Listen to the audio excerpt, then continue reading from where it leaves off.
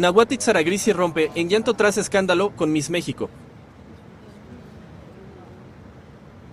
มันถูกแทงตลอดเลยไม่มีเหตุผล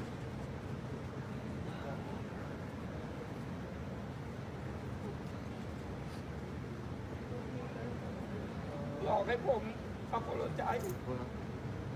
ผมจะพูดกันนอนไม่หลับ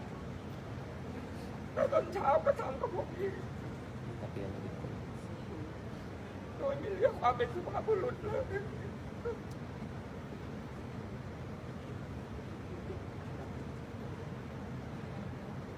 พอผมโทรไปก็บอกว่าจำเป็นต้องเขียนไปอย่างนั้น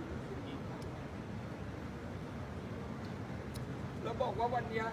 น้องจะมาขอโทษถึงเวลาผมก็ไม่ทำอะไรตามสัญญา